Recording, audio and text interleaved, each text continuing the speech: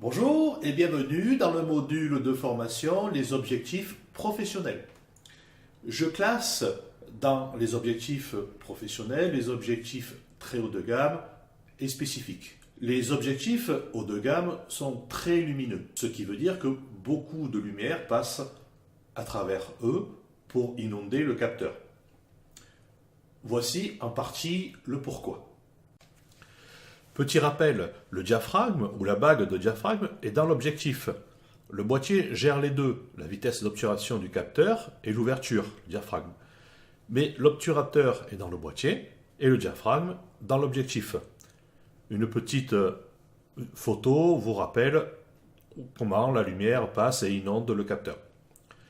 Au plus le diaphragme peut s'ouvrir, au plus il y a de la lumière qui passe.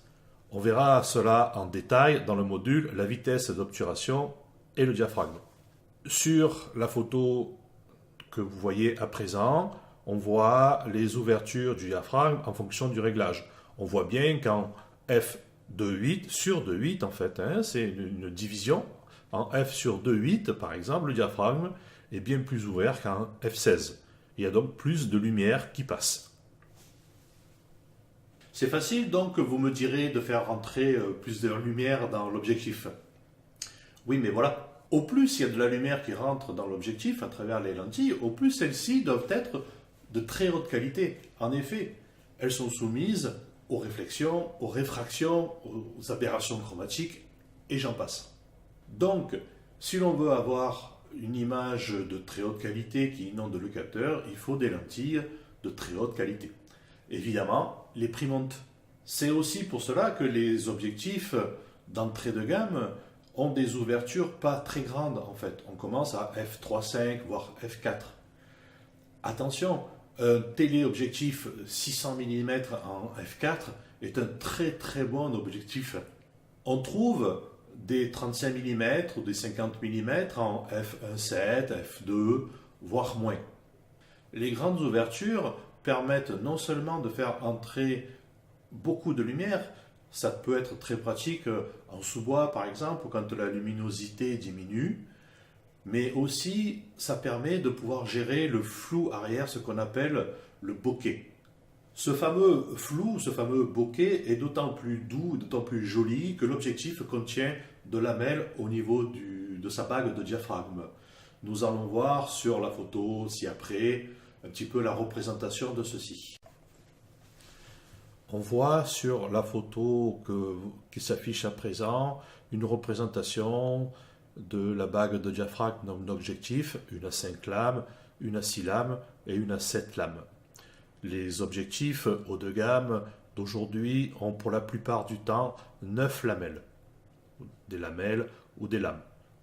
Voir cette photo qui suit à présent. Les autofocus des objectifs professionnels sont très rapides. En effet, c'est très pratique pour faire des photos de volée, de réflexe, sans jeu de mots. Vous comprenez bien, par exemple, qu'un photographe animalier, voulant prendre un oiseau qui passe dans le ciel, s'il met 2-3 secondes à régler son appareil au niveau de la netteté, l'oiseau, il y a longtemps qu'il est passé.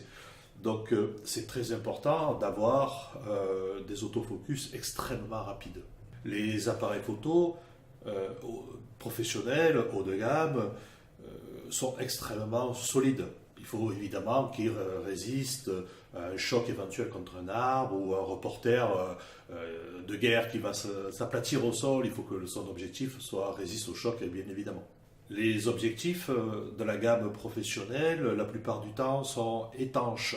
Alors étanches, ils ne vont pas sous l'eau, mais pareil, ils sont étanches aux projections d'eau. Je dis pareil, c'est comme les boîtiers en fait. Il faut que l'ensemble soit étanche aux projections d'eau, à la pluie, à la poussière, donc évidemment au sable, et ainsi de suite. Vous imaginez bien un photographe de mariage dire au marié le jour J, il pleut, je ne peux pas faire de photos, je rentre chez moi. Voilà, la partie gratuite de la formation sur les objectifs professionnels est terminée. La suite pour les abonnés, nous verrons les objectifs spécialisés, les objectifs, les super téléobjectifs et leurs supports, les objectifs macro, les objectifs à décentrement pour les architectes. Nous verrons aussi les objectifs pour les appareils photo moyen format. Pensez à vous abonner à la chaîne YouTube en appuyant sur le petit carré qui vient de s'afficher ci-dessous. Toutes les parties des vidéos gratuites seront ici. Si vous voulez vous abonner, allez sur la plateforme de formation photo AkiCF. Vous avez tous les liens qui se sont affichés en dessous. Pour les parties gratuites, à très vite. Pour les abonnés, à tout de suite.